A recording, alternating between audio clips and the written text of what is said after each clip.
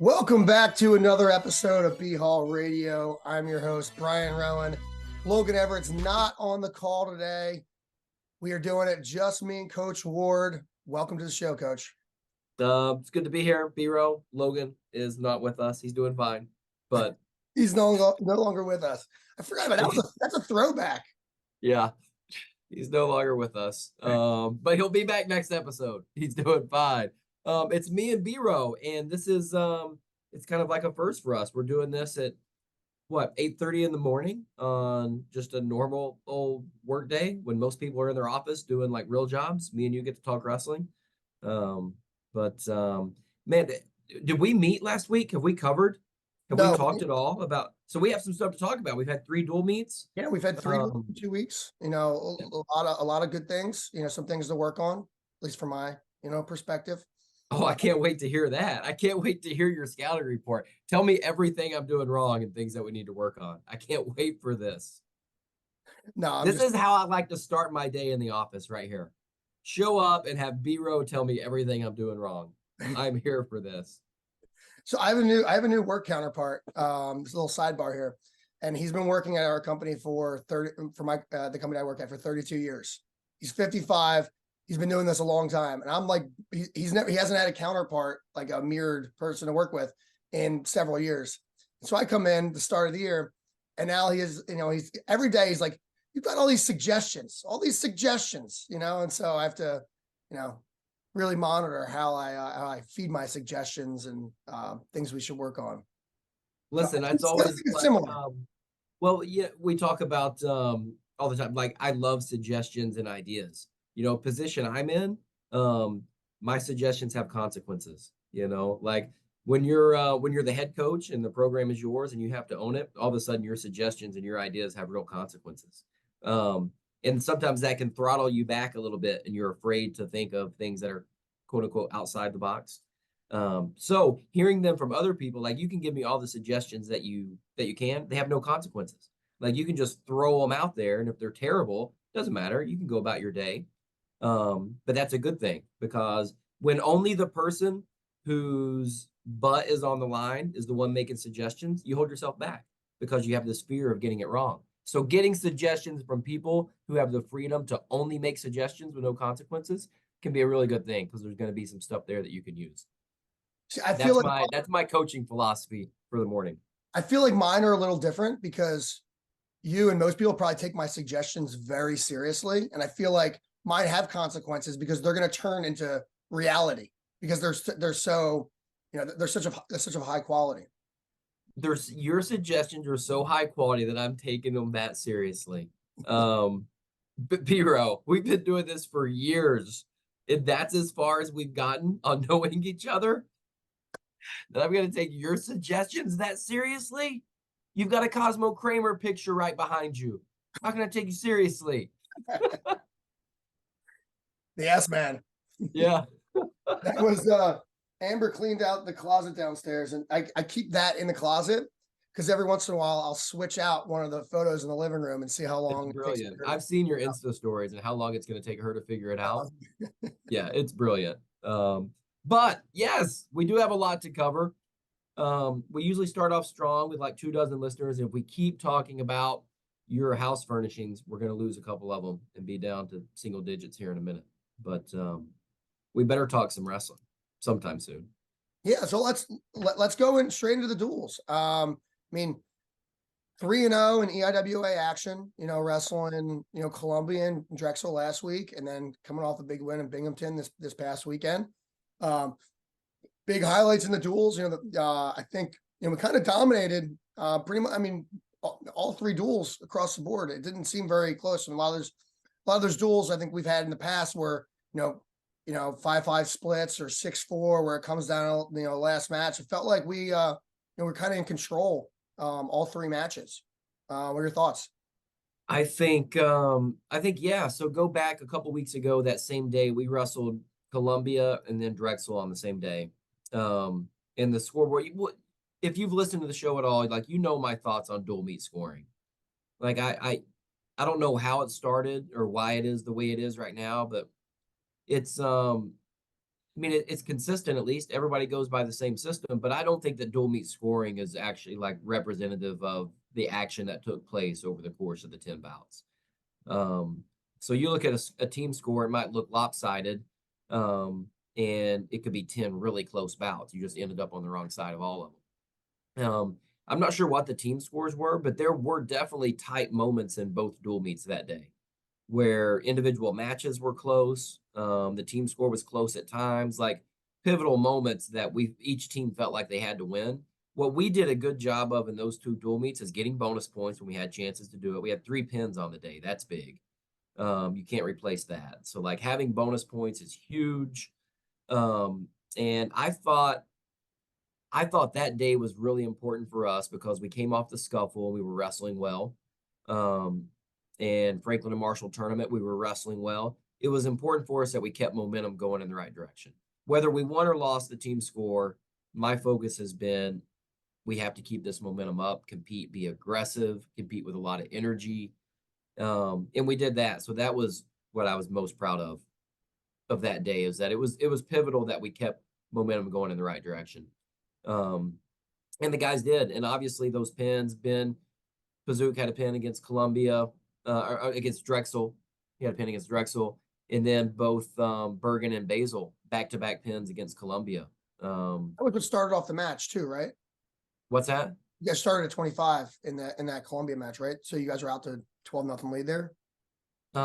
We started at one. Did we start at 184? What weight did we start at? I can't remember. We I started at was looking at the box 184, I score, think. they had it started at 25, so I thought they No, we started at 84. I remember Ben finished the duels. So yeah, we started at 84, which we lost.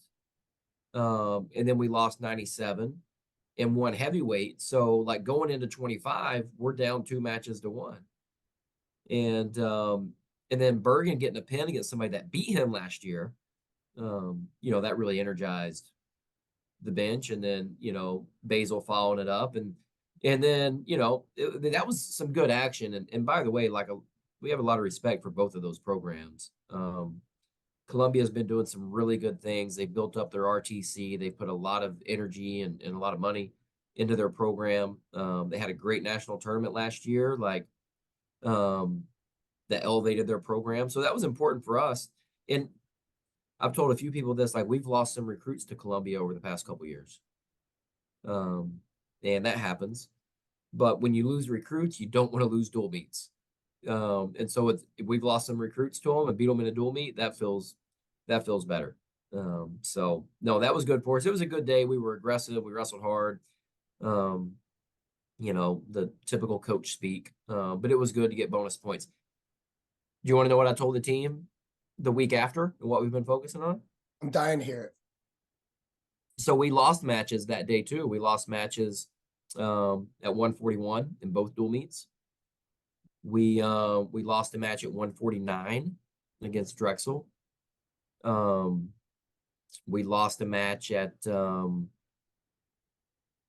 we lose a match at at 174? So we lost some matches where we were winning early on. And at some point, the momentum of those matches shifted just a little bit. And we didn't take charge in a couple critical times. And my message, to the team is, look, it's got to be about those moments and how you respond. And here's a great thing about it, especially about this time of year, is it's just a sport. Like it's just wrestling. This is not life or death. And if you don't respond the way that you wanted to, like recognize it and then be committed to making the corrections that you need, technically, mentally, emotionally, internally, whatever it is, that next time I'm going to respond the right way. Just learn from it. Understand it's not fatal, but you need to address it. You need to learn from it. You need to be better the next week. And I think we were better the next week by quite a bit. And so to me, it's just about those moments and addressing them and continuing to improve in all the different ways. Like I said, whether it's technically, whether it's mentally, whether it's your ability to manage a match, like all of those things. Let's just continue to get better. learn from them. Moments that you responded the way that you're proud of, great. If you responded in a moment the way you're not proud of, it's not fatal. Learn from it, get better. The we had two dual meets 2 weeks ago, and then one last week. Some of the weight classes that are in question, you split the squad up, to get different looks. Did the results of that week play into who was going to start, this past week, or was it matchups, or was there, what was the thought process going into picking the guy for single dual meet last weekend? Yeah, both. So do you want to just ask me about which weight classes? So I don't have to try to run through everything. Let's start at the bottom Yeah, and work our way specifically, up. 49 and 65, I think, are good places to start. So, and 41. Okay, let's do this. 49 41, 65 heavyweight. 41. Let's As do well. 41, 49, 65, 84, heavy. Wow, that's a lot. Okay, 41, Columbia and Drexel, neither guy claimed a spot there. Both were winning matches early and both let matches get away from them as the match later on. So coming off that, the reason Logan started against Binghamton, Richie had wrestled that guy maybe 3 times this year. I think it's 1 and 2 against him, has beaten him, and also had 2 1-point losses. Give Logan a chance to wrestle against Binghamton, see what he can do. And he did a nice job. Logan's match against Binghamton was very similar to his match against Drexel. The biggest difference is, he responded the right way against Binghamton when he didn't against Drexel. He got out, he got a takedown, rode really hard. And sometimes when you ride somebody really hard for 2.5 minutes and you get no back points, that takes a lot of energy. And maybe against Drexel, he felt like, man, I spent a lot of energy, didn't get any points, started feeling a little bit tired and thinking the wrong things, and the match got out of hand. Against Binghamton, it was the opposite. He rode him hard and then got another takedown, made the match go his way. 49, yeah, I mean, Matt's just been so reliable and so consistent and reliable. And we needed that against Binghamton. And so he showed that against Columbia, and he got the nod against Binghamton and did a pretty good job there too. Very close to a major decision against Binghamton. 65 is one where both guys are continuing to definitely get chances. What do we do there at 65? I think Columbia, Gunner wrestled Columbia, and Dalton wrestled Drexel, and they both did a good job. Against Binghamton, Harkins has wrestled that Binghamton kid a few times, and it's been very similar matches over and over. So I wanted to see something different. We didn't get much different. Gunner wrestled him, and it was kind of the same. Their guy's good at getting a takedown and winning by a point.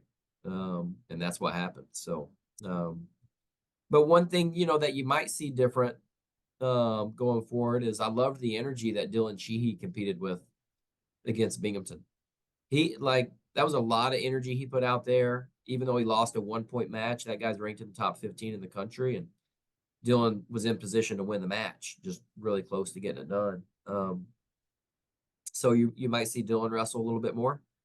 And heavyweight is still one of those where we got to keep providing opportunities because we have 2 really, really good options. So, I mean, looking ahead this coming weekend, not to get too far ahead of the script of the show, but Stoddard is going to wrestle against Bucknell, and Kohlhofer is going to go to the Lock Haven tournament this weekend and get some matches in. Gotcha. Does that help? Yeah, does that help answer any questions about where we're at? I mean, I would say going forward, 41, 49, 65, and heavyweight, they're still both going to get chances. And we're it's not crunch time now. In about 2-3 weeks, it'll be crunch time to let's figure it out. But we've got a couple weeks, and I'm going to keep trying to give some people opportunities to compete for a couple weeks. Does that does giving each guy opportunities affect possible opportunities at automatic bids? coaches poll came out, this week. We had 7 guys in it. A lot of those guys, it's some of those weight classes where, it could be the other guy. Does that, is that going to possibly impact, automatic qualifiers and our bids for, those positions? Yeah, sure. I mean, it definitely does. That's one of the things that we look at, as the coaching staff. That's my job. Is I've always said, like, you got to be in it to win it. You can't win the national tournament if you're not there. And so the person on our team that has the best chance to get to the tournament, I mean, that's really heavily weighted when you're looking at if you got guys that are neck and neck. And what matters there is who we select as our starter before the EIWA tournament. That person is listed as rankable in the coaches poll. And then it's up to their body of work to warrant being ranked by the coaches. And so your entire season gets looked at. Like if you're ranking somebody and you're doing your job, you have to count every match. You don't have to, but you can count every match the same. You can count a match in November the same as a match in February. A loss is a loss, and win's a win. But coaches, there's a human element there to how coaches rank, and how they view somebody's season. And so if you've had 5 really good wins, that ranked wins, that matters. But if you've had 5 really ugly losses to unranked guys, that also matters. So all this is taken into account when we decide at the end who's going to go. You have to have an opportunity to go to the national tournament. And to do that, you have to have a better chance. I think it's obvious. You have to have a better chance than the guy you're competing against. So we're going to put the person in the EIWA tournament who we think has the best chance to go to Kansas City. That's the bottom line. That's a big part of it. Mm-hmm. Looking at the coaches poll, I think traditionally you're pretty safe if you're like in the top 25-ish, but maybe like 22 to 25. We've got a lot of guys that are, kind of on the cusp of being there that are in the rankings. You've got Gunner 26, Basil 27, Bergen 28, Williams 29, Lucas 31. All those guys, but they all have opportunities coming forward. And you're looking at, especially wrestling Lehigh and Navy with some guy, a lot of ranked guys in there where there's potential to move up the rankings. So some good opportunities moving forward and looking ahead at some of the matches, not to, undermine, the match this weekend against Bucknell, but maybe not as many matchups, more key matchups as we're looking forward to some other matches later in the season. Well, a couple things there, but I'm not so sure. I agree with the last thing you said. Like, if you want to look at the matchups against Bucknell this week, 133, big time. 165, big time. Heavyweight, big time. So that's 3 out of the 7 ranked guys that have real big time opportunities this weekend. If you're ranked anywhere from 25th to 33rd or whatever, you're not safe. Like that, you should feel good about, where you're at. Nobody's satisfied with being ranked 25th. Right. So I'm not saying that they're satisfied with it, but I'm just saying like that's a dicey position. Like you better continue to improve, and you can't take a weekend off. Like you've got to be on. And if you're not on, you better be tough because the margins are thin. If you're ranked between like 27th and 33rd, you're not getting an automatic spot. Those are going to be at-large spots. Typically there's 27, 28, 29 pre-allocated spots to the national tournament. The other 4 to 5 are at-large bids. So if you're not in the top 25, it's dicey whether you're going to earn a bid for your conference or not. But those matchups at Bucknell this weekend at those weights specifically, those are crucial. But then you look at somebody like Matt Williams. What's he ranked? You had that written down? He's 29. 29. Like you can't go in there and lose to somebody that's not ranked, or you fall out of the poll. Like if you're ranked 29th and you go take an ugly loss, you're not ranked anymore. Yeah. And so that's like, you can't approach matches with the fear of that in mind, but you just got to understand like, man, 29 is not a good spot. 19, 9, And then in the top 5, like that's where you need to be. 29 is not where you want to be sitting. And so if you want to move up, let's go have a good performance this weekend. Yeah. Yeah. But then you're right. I mean, looking ahead at the rest of the schedule, I think for sure, a lot. I mean, we can't. I'm telling you, this Bucknell matchup this weekend is tough. I didn't mean to disrespect it. I'm not, nothing against, Bucknell. It's You just hate Bucknell. I'm gonna put not this as, clip out. This is gonna be the teaser. BHAW disrespects Bucknell. it's just not as sexy as, Lehigh and Navy, and Yeah. Navy's definitely not sexy. The opposite. But some of the matchups, Yeah. I'm chomping at the bit for. I gotcha. I mean, I think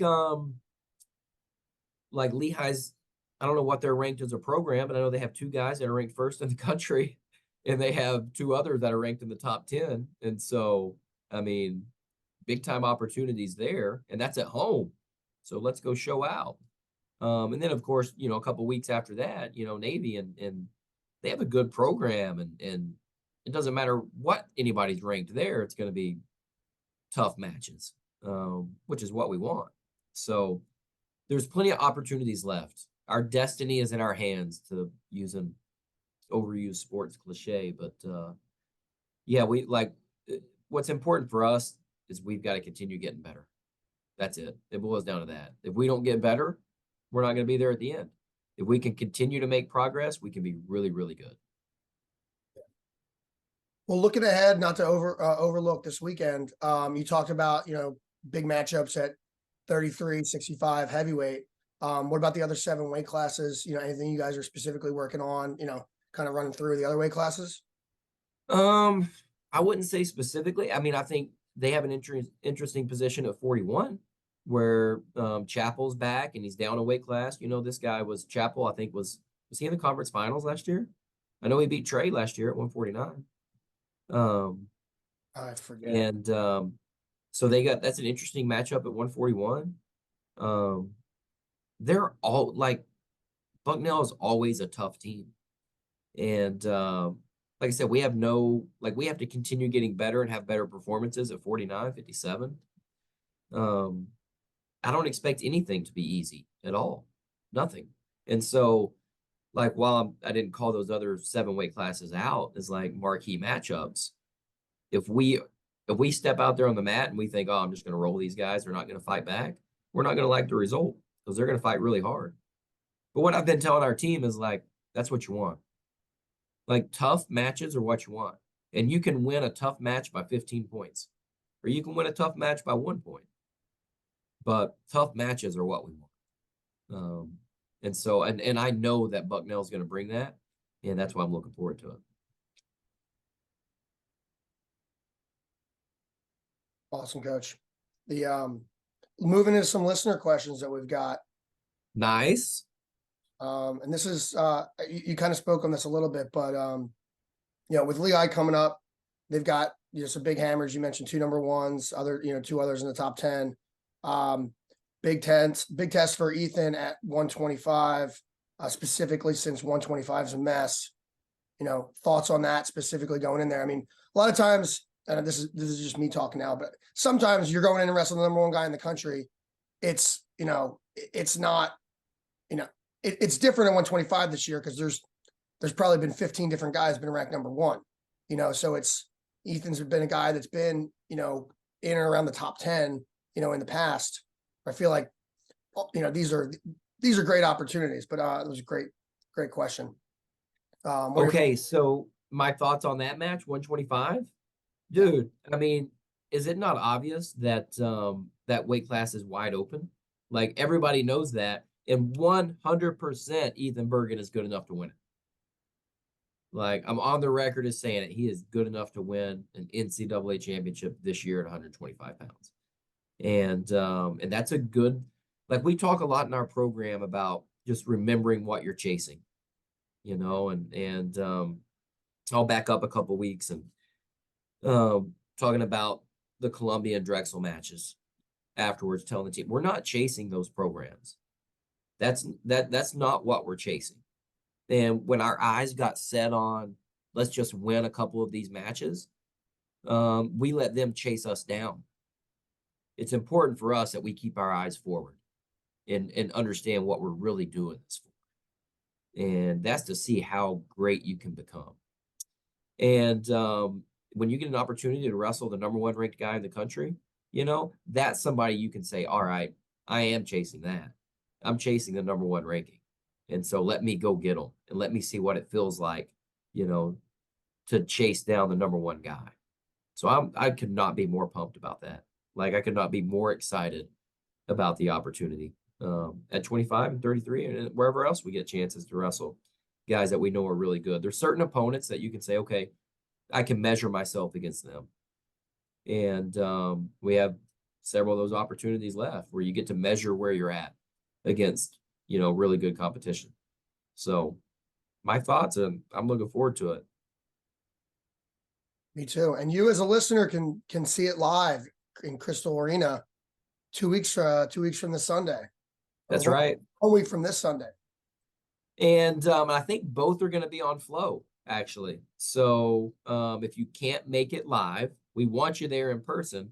But if you can't make it live, I think being on Flow, you'll be able to watch there. We have to apologize to our listeners. I know super, super frustrating that, we didn't have any like quality streaming for our last home match. I mean, if Flow goes down, we know that, hey, we can just go Instagram live and we can see it from 30 feet away, all the action that's going on. Dude, I mean, I'm looking at it and I'm like, look, man, like it's 2024 and that is a complete failure on so many levels to stream on Instagram live.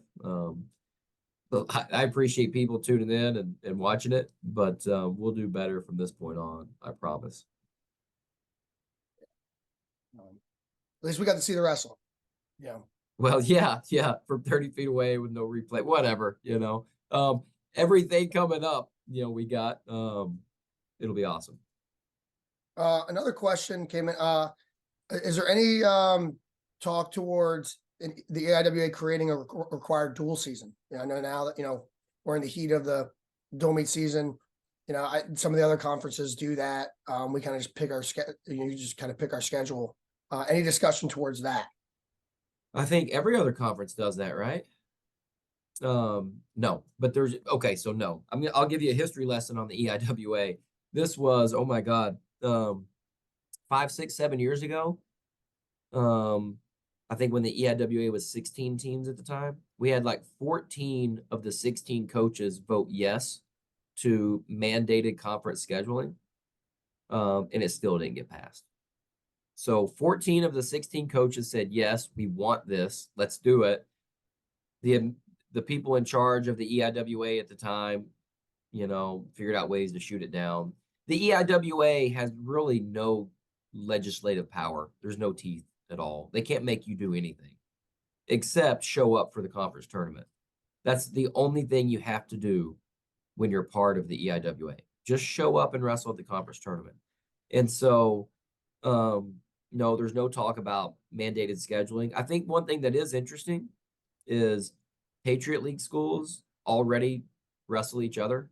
So there could be maybe something in the works of like, we can at least unofficially name a Patriot League dual meet winner, whatever you want to call it, champion. That's something. But as far as EIWA scheduling, the EIWA is such a mess. Like it's just, the EIWA is a tournament. That's what the EIWA is. It's a tournament with really no other leadership and no other, like there's no other structure to it. It's a tournament. Yeah, it's unfortunate at the moment. It's like a huge missed opportunity, right? Because you think about the power of the brand of these schools and what the EIWA, the tradition. It's the oldest conference in the country. And, but again, it's not really a conference. It's really just a tournament. It's the Rose Bowl of conferences. Actually, Scott Green's so going that's to why run it's with called that. the Rose Bowl of wrestling. If we haven't lost Scott Green by now in our episode and he hears that, he can pick it up and run with it. So that's the Wilkes is the oldest holiday tournament. And And that's why it's the Rose that's why they Bowl. call. Yeah, I looked it up after that episode. I was like, I forgot to mention it. But Yeah. that's why I looked into the origin of why it's called that. It's the oldest open tournament around the holidays, so that's why they refer to it as the Rose Bowl of wrestling. Makes sense. Or Yeah, the, should have yeah, known that. Rose Bowl of conferences. Yeah. I'm gonna have to pull that clip, send it to Scott. He's gonna run with it. He's gonna No, I wanted to test and see if he stuck with it and listened to us ramble on about RB wrestling. I mean, me and him talk wrestling all day, every day. So it's not like he has to listen to this to hear me ramble on about wrestling. But I want to see if he actually listens to the episodes, because I do listen and read his rock thins every time he posts. So let's see if he listens to us.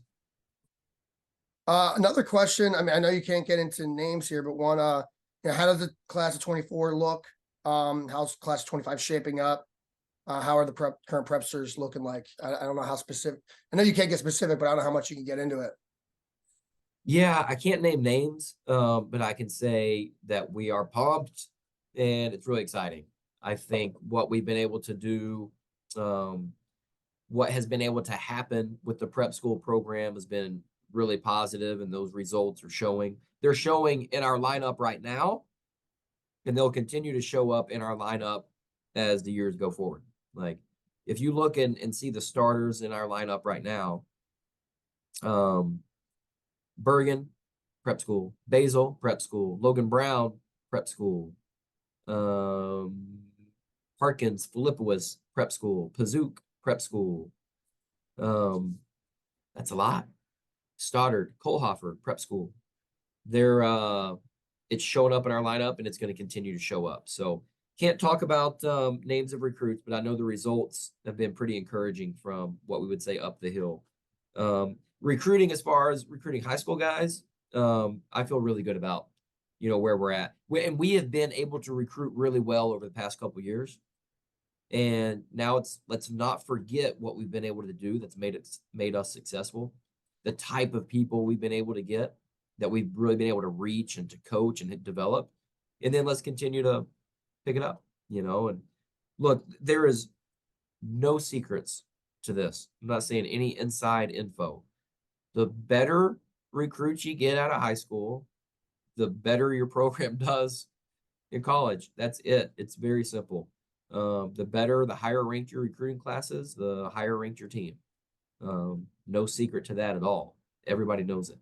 And so, without saying anything else, like, it's on our mind every single day.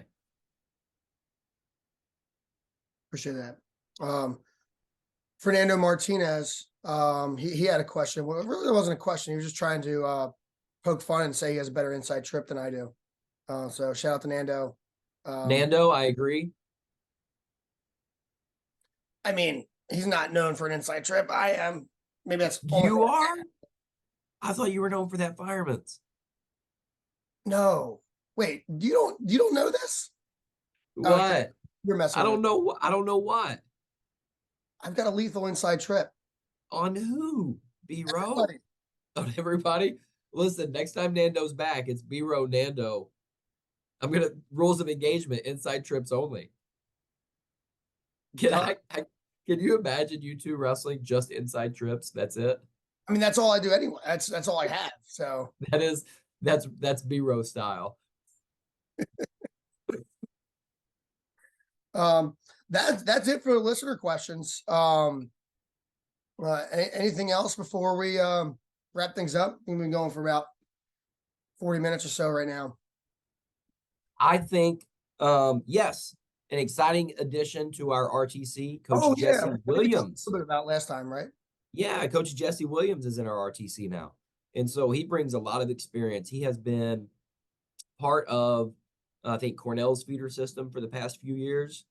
He's got an extensive background in Greco, I think a 7-time placer at the U.S. Open and World Team Trials in Greco, a couple times in the finals, like super high-level competitor with a great wrestling mind. And we've now added him to our RTC. So anybody that supports, this is just a reminder, the West Point Wrestling Club and the RTC are the same thing.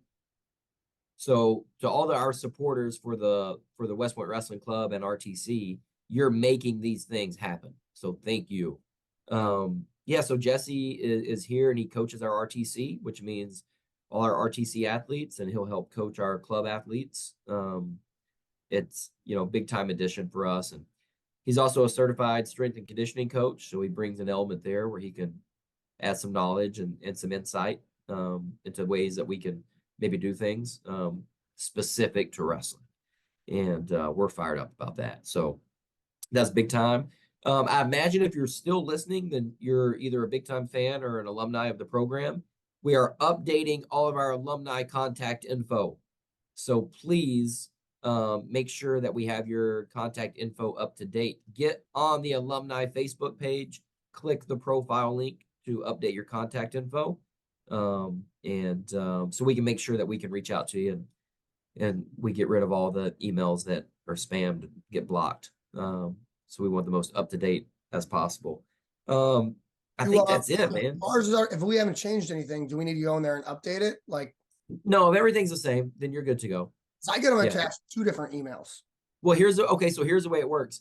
When we send something out to like Wrestling Insiders and we send something else out to everybody, you get emails from 2 different systems. So you'll get 2 different emails. But it's, you'll get the same email twice. Are you saying what? You have 2 different email addresses that you use? I have a Yahoo that I get emails to from like a while back, and then I have a Gmail that I get them as well. So I just read them twice. It's easy. Nice. Yeah. No need to update. We got you. I mean, I go in there and I make sure I delete all your information anyway. So it'll give me something else to do if you go in there and update it. I'll have to delete it. No, that's it. I think, look, this is you know what we didn't bring up? B-Row? The Army Navy reception. That's right. Is that what you're thinking? I was just thinking that. You and I, we neither one of us like to admit this, but we're kind of on the same page a lot. Right? Or do you like to admit that? I like to admit that. I'd also like to admit it, Brian. So so if you're going to Annapolis for our dual meet, we have a pre-match social. It's there at, I think their version of the West Point Club. What would that be called? I don't know. The Annapolis Club? I don't know. I don't know. But if you're going to that match, we want you at the social beforehand. And it'll be a gathering of all of our supporters, food and drink to get fired up for the match. I'll stop by, give you a little preview, let you know what's going to happen. And then we'll go out there and scrap. So if you're going there, we'd love to see you at the social. Yeah, I'm glad it's at on campus this year instead. Like 2 years ago, it made things a little bit interesting after a few drinks and cocktails, and then trying to shoot over to their like an hour before start time and getting on post and stuff. Right. So I saw that when I saw that change, I was like, this is good. So we'd love to see you guys there. NCAA tickets, they've been issued. We appreciate all the fans. We had about 45 tickets to sell and about 150 requests.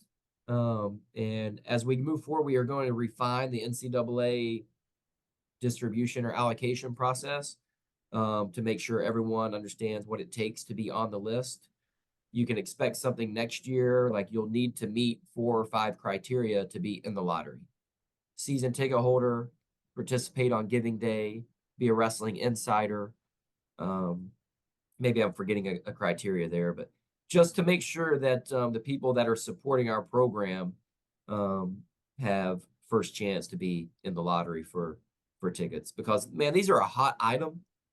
Like, I don't know how many emails I've gotten from other programs asking us if we have more tickets. Like, hey, this is a pretty common thing. Another program will call us and be like, hey, we need like 50 more tickets. Do you have any? And I'm like, dude, I could sell 100 more if I had them. No, we don't have any extras. And so the privilege of being able to buy tickets through any school's ticket block, you really need to lean in and be involved to be able to do that. And we're going to refine that process. But to everyone who got our tickets, we look forward to seeing you in Kansas City. Awesome. Well, appreciate you hopping on, Coach. Fun as always. I'll get this out later this afternoon. Cool. Listeners, thanks for tuning in. You guys are still listening in. You made it. It was a long we, one. we made it. Yeah, we made it this far. Insiders, I've got the Bucknell preview going out later today too. So check your email later on today, and look forward to seeing you down the road. BHAW. Thanks for tuning in to the BHAW Radio Show. If you like what you heard, be sure to subscribe and leave us a 5-star rating on your favorite podcast platform. If there's something you'd like to hear on a future show, reach out to us on any of our social media, Instagram, Facebook, or Twitter. Or you can reach us at email, bhaw.radio@gmail.com. We'd love to hear your thoughts, and as always, go Army, be Navy.